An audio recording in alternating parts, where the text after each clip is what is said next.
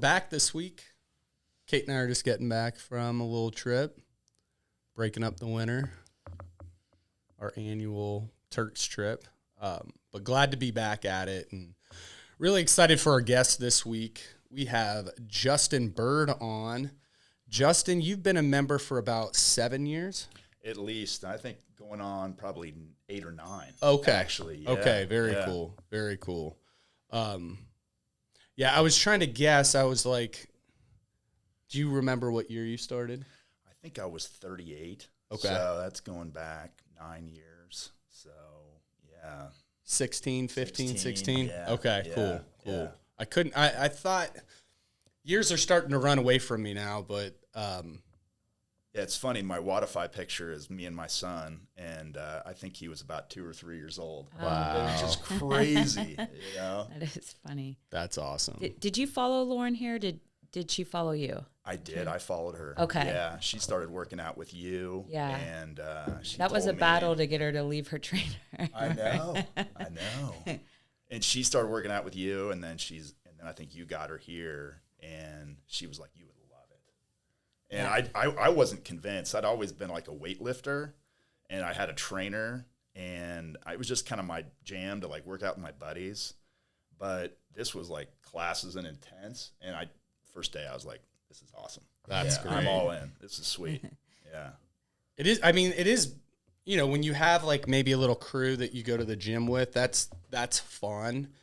But it's kind of tough to keep those together, someone kind of drops out or a schedule changes. And then I remember when I finally found like group fitness like this, I was like, ooh. Yeah. And I came into it. Did you play? I mean,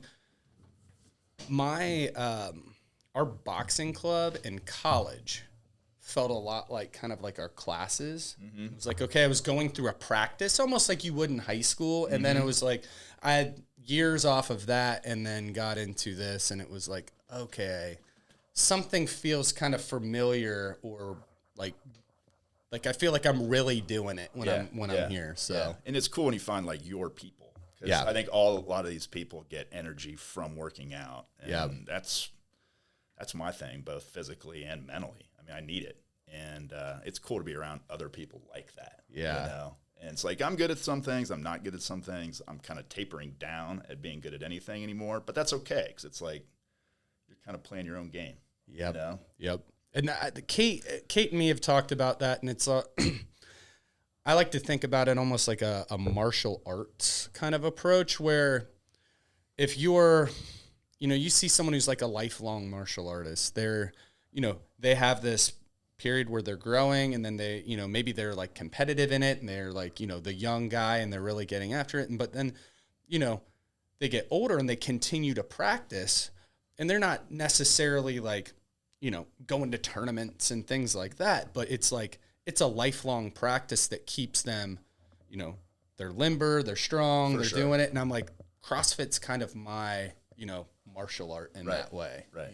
I like to really think about it that way, because I feel the same way. It's like, you have some things where it's like, that's my workout. And then like, well, it's not my workout really anymore, but I'm here and I feel so much better when I'm done. Right. Right. I can really connect with you on that one. Yeah. So you started about 9 years ago.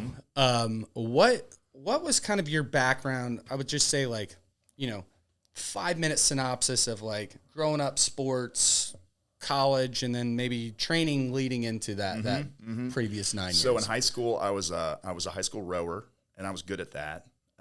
In college, I played club lacrosse, which was fun. I also started lifting in college. It was funny. I think I started lifting to get ready for spring break.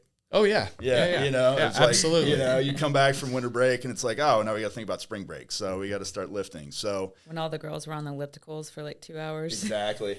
Yeah. All the guys were doing bicep curls. Or the bench press. Which is probably why I have shoulder problems. So I started lifting then, and I got pretty strong quick.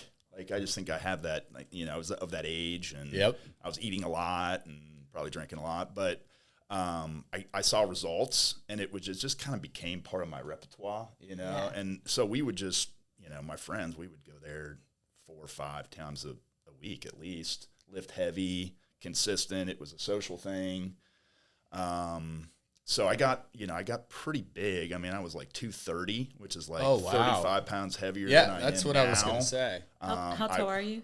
6'2". Okay. Yeah. Yeah. So I wasn't very fast. You've always been lean here, so Right. I can picture you big, but like that's it was big. That's big. I was big. And so I got out of college, and I just continued that. And again, I got my new group of guys. We'd work out every day. We'd probably spend 2 or 3 hours in the gym. Half of it was social hour, a lot of heavy lifting, and I got a trainer, and he was awesome. He really was. Got me to do some more cardio stuff. Yep. And literally, when Lauren, got involved here, she's like, you need to check it out. I'd kind of like plateaued a little bit. Like the guys we were all having kids and, like get married, and it was like, wasn't the consistent thing. I was just kind of going through the motions. So I needed something else. And Lauren said, you should check it out. And I did. And it just totally changed. Cause I mean, I wasn't doing much cardio. I was strong at some things, but I wasn't strong at others. And I wasn't very well-rounded. And, like CrossFit kind of got me into doing some different stuff. I would really say that's like your strength. I know, that's just what I was thinking. Like anytime we have runs and so pull-ups and your conditioning, engine. And your engine, Like you can you run very well. Like you again, that it makes sense. I thought you would road maybe. I'd talk to you at some point, like competitively, because you lock in and you know what you're doing on the rower. Like I can see it when I'm walking behind people's rowers and look at their splits. And there's some tricks to it. Yeah. Oh, absolutely. I may share those. Yeah. I'm like, he knows what he's doing. Yeah. Like that thing, you're not toggling all over the place. You're not like but a lot of 1600 and then 900, and dying. Yeah. Like you're just letting yourself be in consistent pain. I think that's the biggest trick. Yeah. I mean, more than anything, just like not freaking out and hanging in there. I'm never gonna do well on a 6-minute workout, but if it's a 30-minute workout, I can do that pretty well. Yeah. Those the like 5Ks and stuff we did with Summer Shred, you were always like very, very strong on those. Without like intentionally training too much for it too. Just like getting into it, hitting the runs, and then just leading the pack. And I've run a marathon before, and that was good training. Although it's really tough to find the time to run that long. It's a lot. Consistently, and it really does beat your joints up. Mm-hmm. And a lot of it's alone. I mean, you're like running for like 3 or 4 hours. It's boring. Yeah. So What year did you do that? That was like 2008. Okay. Yeah. Yeah. Yeah. I think I lost 15 pounds training for that. Yeah. Yeah. It's funny because I feel like women always gain weight, but guys always lose weight. Yeah. Anytime I get it, and it's always my female clients that want to run like a half or full, and I'm like, unless you're a real competitive runner, if your main goal is like, improve on your body comp, let's weight train, Yes, totally. and do like shorter like sprints and stuff. Yeah. I think if you use it maybe sometimes for that purpose, and you're trying to exercise weight off, but then you're very hungry when you're done. Oh, it's hunger. God, I would just for a half marathon, I would house like a box of cereal. I'm like, where did that even go? Yeah. 12 miles is doable within like 6 weeks of training. Yeah. But 26 is a commitment. Yeah. Commitment. Did you take like 6 months to train for that, or? Yeah, probably something like that. Okay. Yeah. You just got to armor your body to it. Yeah. Where you're it's more of like a joint thing, and then just getting like your system to where it can metabolize energy for that long, and where you don't just like I gotta just start walking. It is crazy though when you start training like on long runs. The first 5 miles is like goes by like a breeze. Now it would be like challenging because I don't do it every day. Yeah. Just for the first 5's like, I'm just warming up. Like, it's 5 miles. It's a long way. Yeah. You're covering some distance. Seriously, that's the warm up. Yeah. It's so mental though, because I mean, it really is whatever you condition yourself to. Because I remember thinking that just running for that half marathon, and then I would always just kind of keep those like 5, 7, 10 mile runs. It was just fun. But yeah, the same now where I've like, 20 minutes is kind of my go-to, run 20 minutes. Right. Then 25 is like, okay, it's not too bad. 30 seems real hard. Right. Like 30 minutes, that was a joke, know? Right. But yeah, it's just such a mental game. Yeah, so CrossFit came in my life at a good time. A, it was very convenient to where we lived. B, it's just like get in, get out. Yep. So I needed that. It was intense. It was fun. It was social. Like it just checked a lot of boxes. Our kids were super young at the time, so we needed to be real efficient with our time. Yep. And that's been really good. Yeah. It covers all your really bases good. in that hour. Totally. Yes. Would you do the 6:30 class? Is that what I do the 6:30 now. Yeah, we can actually leave our kids at home alone a little bit. So yeah, that's been a game changer. Yeah. That's what I go to. Yeah. When you first started, how would you guys you were work in the it? evening a lot was in the because evening. that's when I coached, and Yeah. you took my class a lot. I was probably back then. 5:30. Yep. Yeah. Okay. I remember he took my class a lot. And Lauren would come in the morning. Would she do the 6:30? She was in the evening too a lot. I think she was in the evening Oh, too. okay. Yeah. You would just trade off with the kids? Yeah, Okay. Exactly. Yeah. Exactly. Yeah. Yeah, she'd be like 4:30s. I remember because I coached 4:30, 5:30s, noons back then, and I had you guys all the time, and now I never have you in the class. Yeah. But I just coach noons now, so Yeah.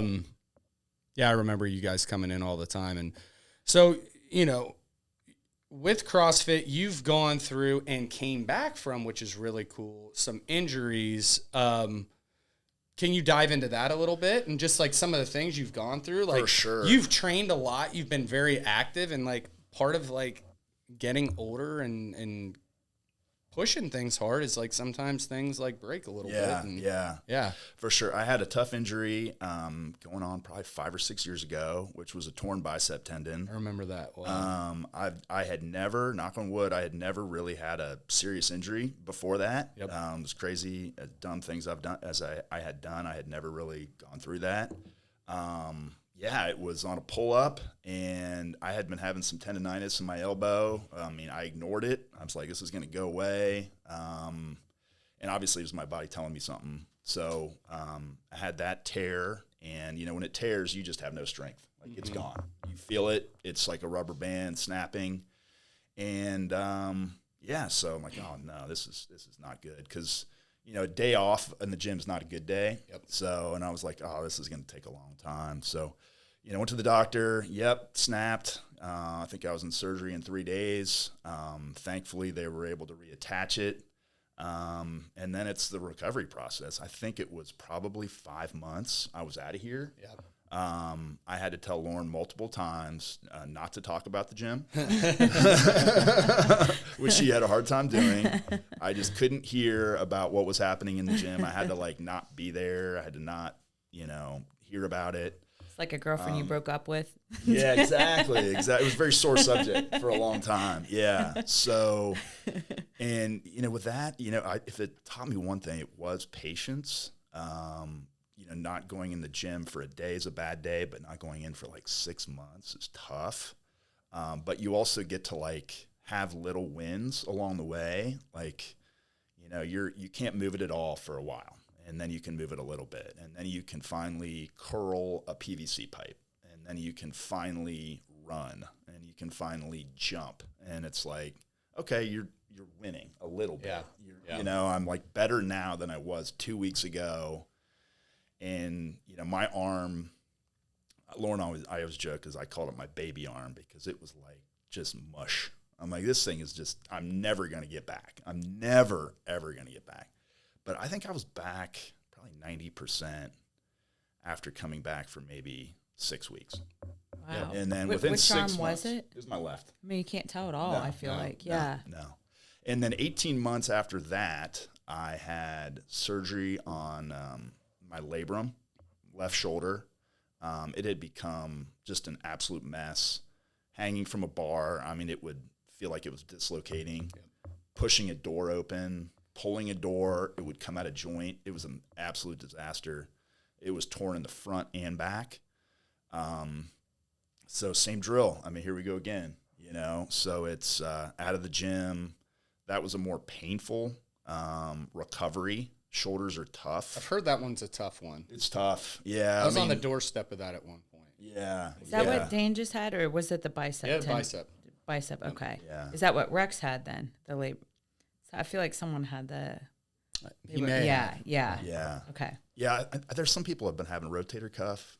Others have been having labrum. But, yeah, it's tough because, you know, getting your shirt on in the morning, you know, like walking your kids to school, and I'm like had like clothes like pinned on me, you know, it was pretty rough. Yeah. How do you go about that? It's for a while. It's a process. Yeah. Like literally. You have to wear like button or 100%. zip or Yeah, jackets. Totally. Yeah. I just lay something over me and, you know, look pretty rough, like dropping my kids off to school. Like, I'm like, oh my gosh. But so what was the recovery like on that one, as opposed to the bicep one? Which was the longer? Shoulder was definitely more challenging. Okay.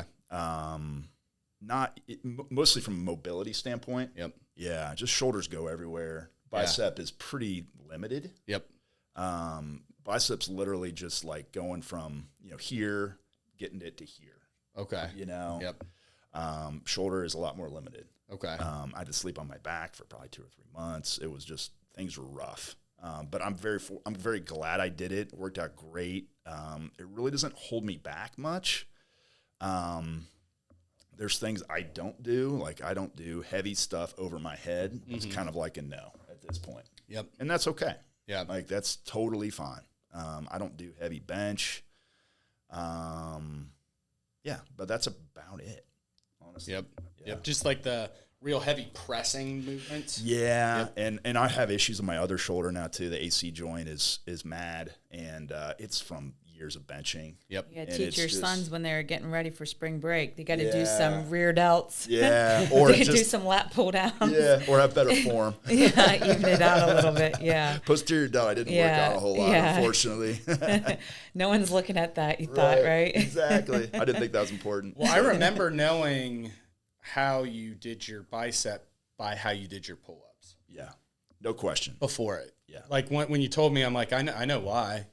I was like, he had huge arms and no lats. That's the reason. And so like Brandon's mad because he has the opposite problem. He I has do. huge lats and no arms. He was just talking about that. But when you would engage on the pull-up bar, like I just see your arms go and the lats wouldn't turn on. Yep. And I'm like, man, he's throwing his body around with these. I mean, they're big arms, but they're a little bit smaller muscle group. Totally. And I'm like, how is he doing pull-ups like that? Right. Like he's doing them. Well, I think that's such a product of old school weight training because I'll go to that too. So it turns like on that, some just of those muscles, bicep yeah. curls. Because I mean, Yeah. that's what I did for 15 years before coming in. So anything gymnastic, Olympic weightlifting, I'm still like, Yeah, it's so hard to like kind of rewire that when that's like your initial for so long. Yeah. And you never trained it. Right. It's like your neurological system. And those muscles aren't firing like they should be, but they're not. Yeah. And because I never trained them. So 100% lats, posterior delt, never worked on it. And what do you know? It didn't help me do pull-ups. So, but it gives you now, like, you have some things to work on. And, like, now everything looks like you're built in a very, like, symmetrical way. And it looks like everything's came right back together. And, like, we all lose stuff as we get older, too. Like, we'll lose some function here and there with certain things. I tore a pec. My best movement was ring muscle ups in CrossFit. I don't do them now because it just like I've tried to do some stuff with it, and every time I do it, I'm down for 6 weeks, and I'm like, well, I'll just put that one in the shelf, and it's okay, and I'm like, I'm fine with everything else, you know, but then it makes me focus on other things, and like I have other things. And the coolest thing about CrossFit, it opens up that ocean of like. And we do so much different stuff in here that it like you're not going to run out of things to do. So and modifications are completely acceptable. Yeah. I mean, you know, I was like, I'm like, I want to live another day. Yeah. You know, I'm going to live to work out tomorrow. Yeah. So you do a bit of a combination of things too. Do you do some power hour and rev as well? You know, I do rev and CrossFit mostly. Yeah, as I get older, CrossFit's a little tough on my joints at times. Rev's, you know, cardio, it's a little easier on my joints. Anyway, it's not an easy workout at all. Like super challenging, but just more cardio based. So if I'm like, my legs are smoked or, you know, I'm just a little sore, I'll go to Rev, and it's been great. Great. Yeah, I've really enjoyed that. Yeah, and then I'll probably, you know, lift a day or two on my own. Yeah. That's just to I work was on gonna my say, lats. yeah. And you come in, do you come in here like 6 or 7 days a week? Yeah, it's every day. Yeah. That's what I was, because we were kind of looking up like how many times you come in. I'm like, I'm pretty sure it comes in 7 days, because Lauren will always talk about it. I'm like, I feel bad, but I was always trying to get her to take 1 day off. Yeah. But if you do kind of that, I've started doing that where like I'll work out every day. One day might just be yoga. One day might be in here just doing a little bit of accessory, sit on the bike for 20 minutes. Yeah. And I feel like as you get older, it's kind of nice to have that stimulus every day a little bit. Well, I mean, it helps my like mental health, and it helps my sleeping. So it's like as much as it's great physically, there's also other benefits from it as well. That I found, so the sleep was such a huge one for me. All right, getting back to the sleep thing. To your point, that daily training, it becomes more of like the other benefits rather than like just getting good at the workouts or all of that. Like you need, as I get older, I need that to, I need it to sleep, to regulate my mood. I'm kind of a dick if I'm not like, if I don't work out for a couple days. Like, so you're going to work out today, right? Because that was the last text I sent you. Please work out, because he's not feeling great. I'm like, around, for the love of God, work out with your dad today. Do something. Yeah. So trying to, I know, and I don't work out 7 days. I'm like a 5 or 6. I have one day where I'm like, I usually kind of simmer out, but I'll have like a day or two where I'll do my own thing a little bit, and then I'm trying to be in class a good 4 days at least. Sometimes 5 a week. But the sleep, I had horrible insomnia issues through like my early to mid 20s. And I worked out, but CrossFit and the intense workouts, and I got into it at right about 26, particularly doing it early in the day. That changed my life. Yeah. Like all of a sudden I could sleep. I was so tired. I just passed out, and I'm like, I haven't slept like this since high school. Right. It just changed my whole life. And that is such a like when you're not sleeping, like everything's jacked up. Everything. Yeah. Your mental health, your ability to concentrate, your ability to be like a good person and fun to be around. Yeah. Like it's off the table. Yeah. Like it's huge. Yeah. So when you switched to the mornings, did you find that helped your sleep too at all? Or could you crash if you worked out late? It worked out either way. Yep. It's just so much better for me now because, like, my job, I mean, I'm in real estate. You never know if you're going to be working until 8 p.m. or if you're going to be off at 2. So it's like just having that done. Yep. Like having that piece of my day done. I accomplished that. Now I can move on. Yeah. It's been good. Well, and I feel like that's really common as you get old, like just talking with clients and over the years, and I didn't really understand it like before we had kids and before things started to get bigger here. But I remember Cole Ellis, and he's in commercial real estate. And I remember him saying to me that, I mean, he might have even said this to us when we were buying this building. He kind of helped us with the process. And he's like, every night I'll wake up at like either at 2 and be up till 4:30 or wake up at 4:30 and be up. And he said, I started texting my other buddies that were in the same business. And he's like, dude, are you awake too? And they're like, yeah. And it's just like kind of this level of stress, like owning your own business and all these things that can happen and you almost like can't even describe it until you're there. And it's great because it's like you've got this certain amount of success and you're building things. But then on this other side, it's like to keep it all going, you've got to like kind of think about it all the time. And it's almost like you need to be so tired that switch just like shuts off. I'd like to speak on the real estate thing because I have the smallest taste of it from this, and this was a big deal for us and everything. But I got this taste of like, stakes being very high in these moments, and then like, and talking with Pete, who's our agent, and then really getting an insight of like, and I talk to him, like he takes my class every day and like deals he has cooking and things going on. And I'm like, sometimes day to day it's not, but it's like, it's an underlying simmering of like big things. And then when it's time to really, you've got to go and make things happen. Like everything is dropped. Like you might be up all night. Yeah. Like, I mean, speak on that a little bit. Cause I'm just, it's as really, a way of life. Yeah. Because we did one deal. And I was like, what in the hell? And Cole's like, yep, this is how it goes. I'm like, every time. It's like, yep. Every time. Every it's time always there's some gonna bullshit. be at the last minute that something is going to come up. Yeah. I started buying apartments when I was maybe 2 or 3 years out of college. And now I own like about 100 units total. Where did you get the idea to do that? You know, my dad had always done it, and I enjoyed like running my own business, having a side hustle all the time. I enjoy that hard work. I enjoy manual labor. So I started buying those really early. So I was 23, 24. I was renting still, and I owned multifamily units. So it makes no sense at all. But as I look back now, you know, that's always been like a nice side of what I've done.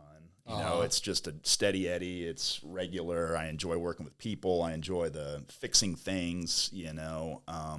So that's a piece of what I do. I'm a real estate broker. So like Pete, I sell land. I run a team at my job. It's stressful because we're always, you know, it's like, what's your runway?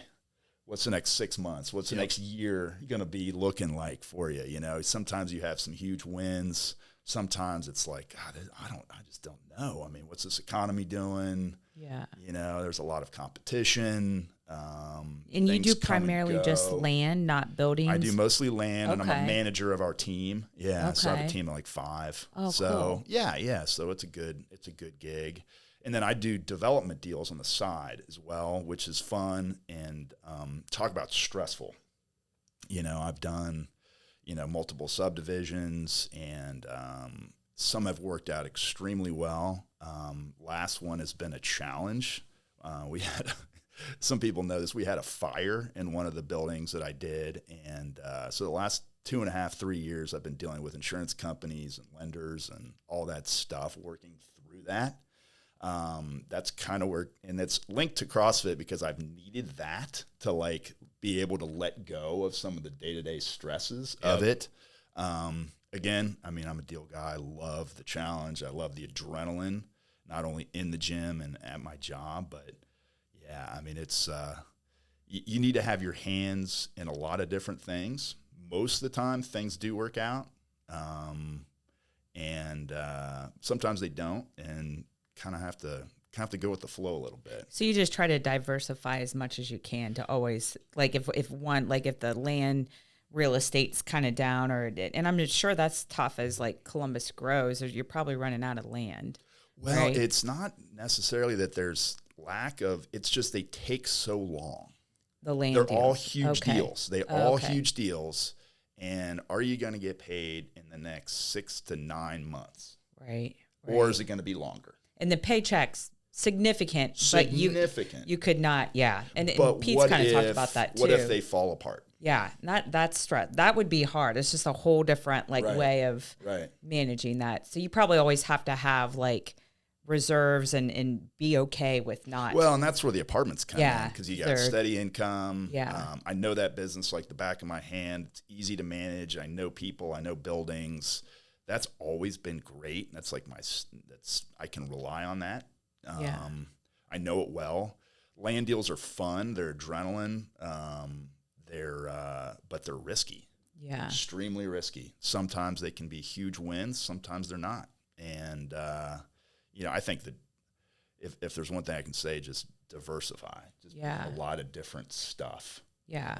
Because you never know when something's going to, shoe's going to drop. But you're almost at the mercy sometimes in that business of, it's almost like being at the mercy of weather a little bit. Yeah. With trends, with interest rates. Totally. Just with our building here and in our old space, what pushed me here initially, and it was always my goal was to own where I was at. And, it really kicked me in the ass to be here, but they were going to redevelop our old space into condos. Mm-hmm.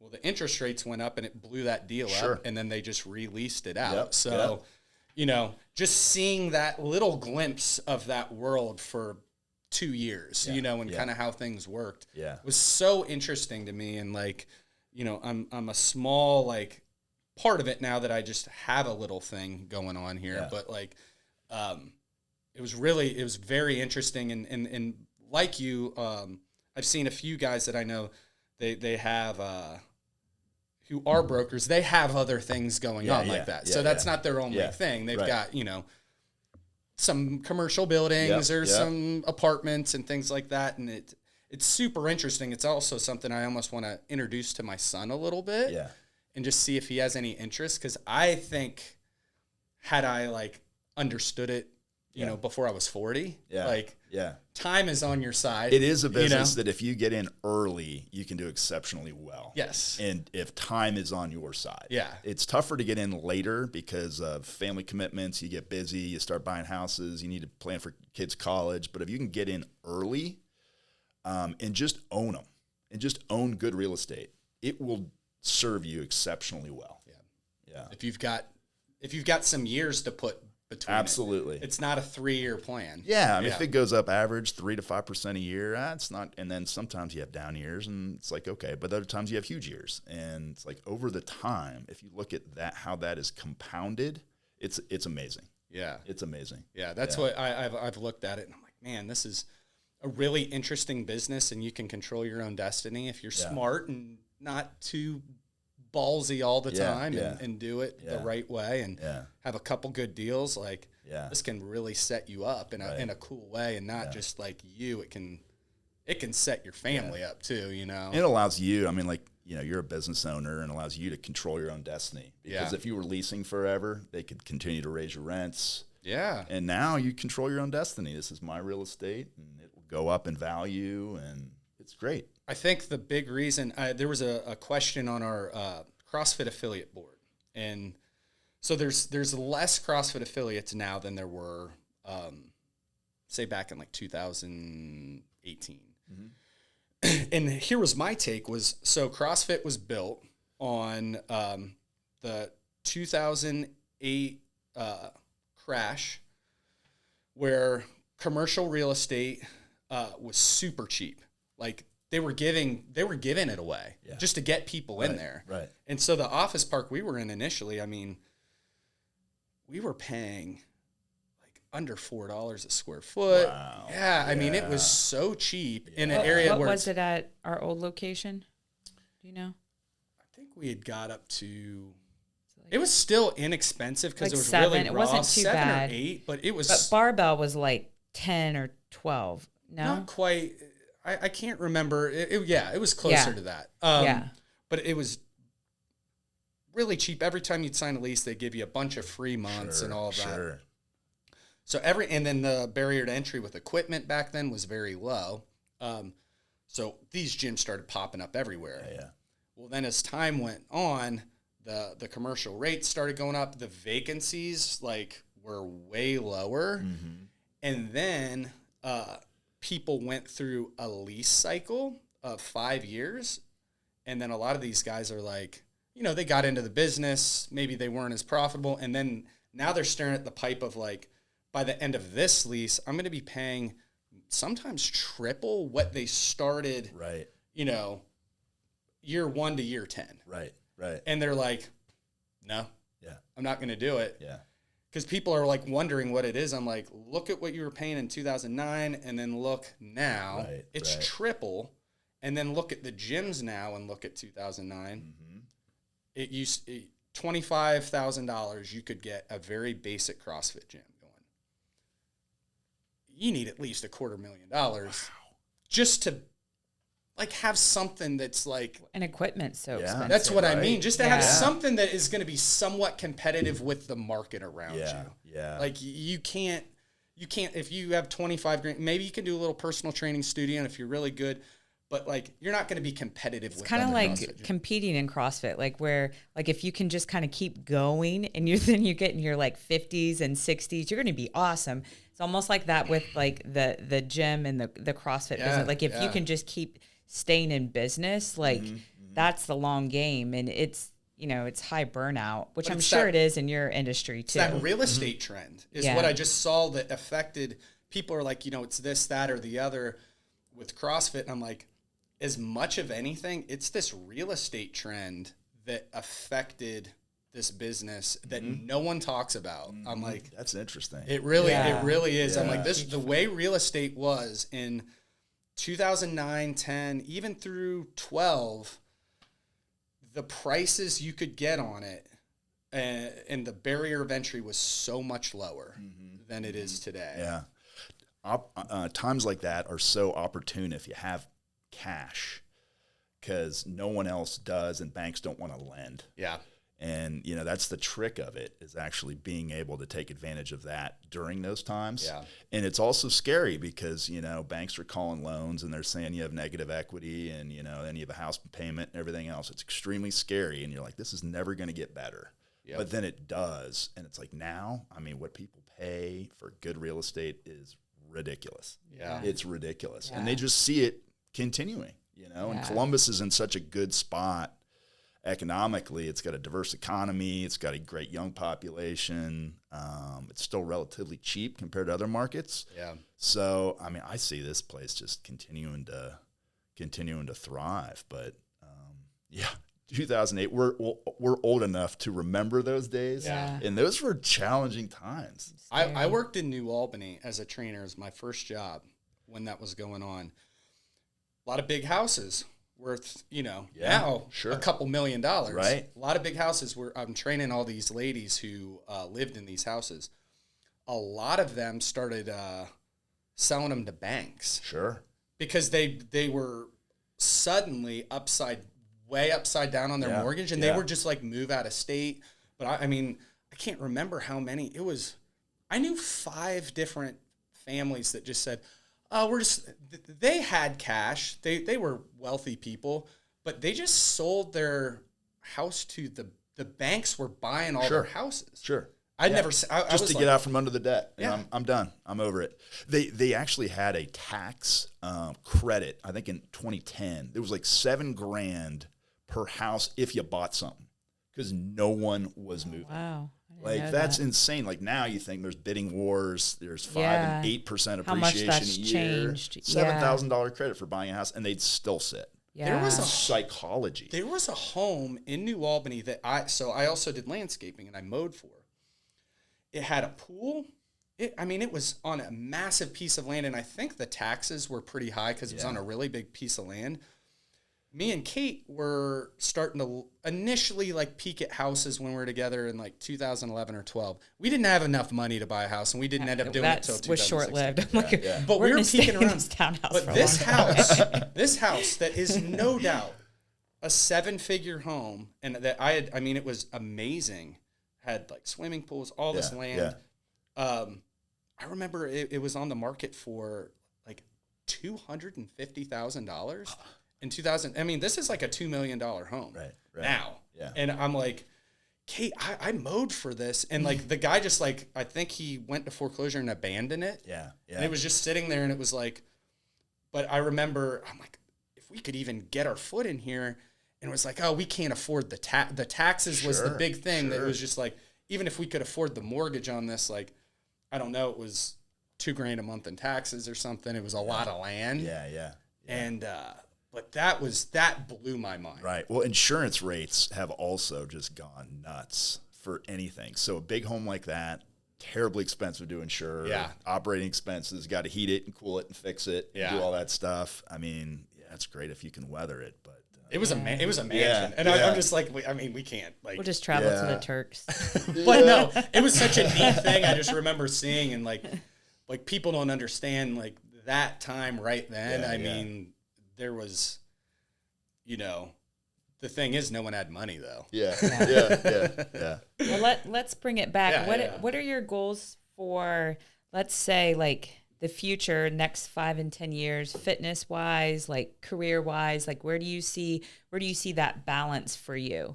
Yeah. So, I mean, my goal, is I'm in it for the long game now. I'm 47, feeling great. I mean, I'm super fortunate to still feel great and be able to come in here and work hard and, not have crazy aches and pains. My goal, it's to keep up with my kids. We have a lot of similar hobbies. Like, one's super into mountain biking. They're both really into skiing. I take a guy's trip and we crush, really hard skiing for a couple days. Like, competing in Murph, like I want to be able to do that for 5 or 10 more years. Yeah. And there's no reason I can't do that. I'm not going to win it, and that's okay. Who cares? But I'm there, and it's like I look at people that are of similar age to me, and they don't do much, and I'm not that person. So that's my goal. Like 5 and 10 years, I want to keep being in here and working hard and doing the best I can. Career wise, I mean, this business, it's keeping things in the hopper. So it's like I have a lot of new opportunities that, I'm working on that are fun, that are exciting. I mean, I'm kind of getting into some different avenues that related to real estate, that service real estate, but not necessarily in real estate. So I want to continue that. I like owning things, buying things, owning things, being a partner. That's kind of my goal. Okay. That's kind of my goal. Yeah. I always just like to hear that. I mean, kind of even for our own, like, personal and no, it's motivating to me to hear that. Yeah, I mean, it's like mine is like I'm like same. Just changing how you do things and growing and evolving. I'm a little bit of an adrenaline junkie. Like I need the next thing to get excited about. I get bored quickly, so it's like, well, but you want to make sure you're paying attention, spending your time on the right things. That's the trick in my business, is spending your time on the right things. I think in any business. Mine too. Any business. If you get caught up in all the, like, even I worked at Lifetime Fitness for 13 years and I would manage other trainers. It was kind of like we all had our own business. And that's all I talked about. Like, dude, you're spending hours every day on your binder that no one gives a shit about. Right. Go work out and look like you're in shape. Yes. And be fun to train with. Right. Give people a good workout. You're your own brand, right? No one gives a shit about your binder. Like go out there and look like something inspirational. Like that's the best thing you can do. And I think it's always like that, like it just how your business grows and evolves, and you might have to change how, like, back in the day, I think it was a lot about like our teams and being super competitive, and people really like that. And now it's really about like, not everybody really wants that pressure so much anymore, and kind of how our community is changing. So it needs to be, and for us too, as we're growing, more about like just all of us being everyday people trying to stay in pretty good shape and live as full of a life as possible.